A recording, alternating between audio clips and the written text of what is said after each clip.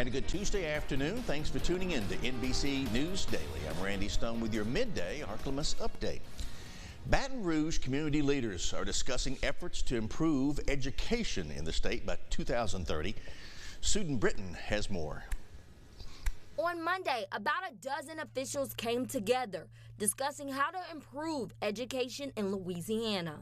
The Louisiana Commissioner of Higher Education, Dr. Kim Reed, says they want to double the number of people receiving certifications and degrees. We are champions for education at every level.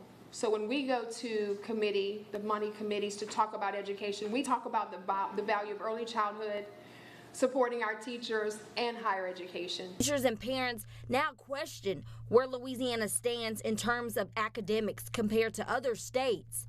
Dr. Kim Reed says nowhere close. We are nowhere near the top. Usually we're near the bottom when it comes to investment. And so how do we do that? We invest, but then we sustain the investment. Dr. Reed tells me over $180 million in state funding has been approved for strategic investments like faculty and staff wages, expansion in nursing, scholarship opportunities, and campus safety projects. We also know that there is a very strong correlation between family income and educational attainment. Dr. Reed also says the legislature approved and has funded a little over $10 million for the MJ Foster Promise program.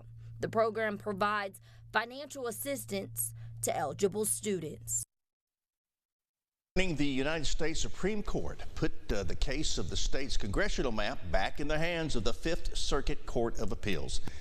The map was passed with just one of the 6 districts being majority-minority population, despite the state's population being 33% black. Following the court's decision on Alabama's maps, it is believed that the state is closer to having 2 majority black districts.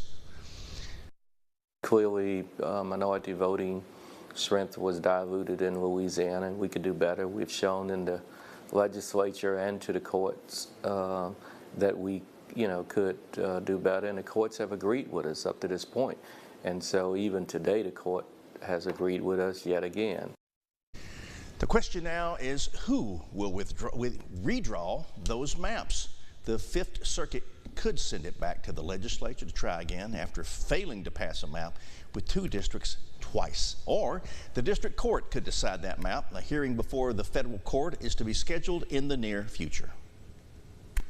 Storm Tracker Doppler weather with meteorologist Chase Ward. It's going to be getting hotter this afternoon. Temperatures will be warming up to the mid and possibly upper 90s for our daytime highs, and still can't rule out the possibility of a patchy shower or thunderstorm for this afternoon, but we're going to be dealing with that until about 4 o'clock. As once we hit 5 and 6 o'clock onward, most activity will be out of here and will be mostly clear as we head into the overnight hours. But we are expecting about a daytime high of 97 degrees. It's going to stay hot, humid, heat advisories will be in effect for this afternoon. Winds will stay mainly calm out of the southeast. As we look into tonight, it's going to stay mostly clear with a low of 78 degrees. Those winds will stay out of the south about 5 to 10 miles per hour. Now tomorrow, we are still going to deal with hazardous heat conditions, and it's just going to get worse. We'll possibly see heat advisories and even excessive heat warnings that might get issued for tomorrow afternoon.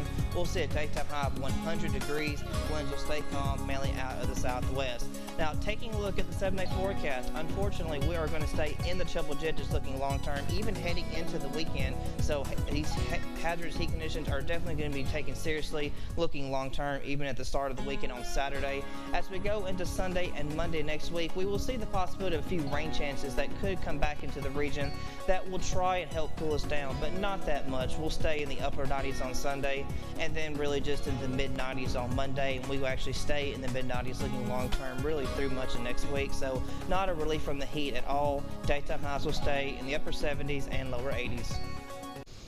Triple-digit numbers. I'm old enough to remember when you looked at the gas station when it went from 2 to 3 digits. It's just hot, hot, hot. Take care of your animals. Take care of yourself. Stay indoors. Check on your neighbors, especially those who may have issues with air conditioning or need a nice meal. So let's be kind to each other. That's it for our midday update. NBC News Daily continues now, and God bless you.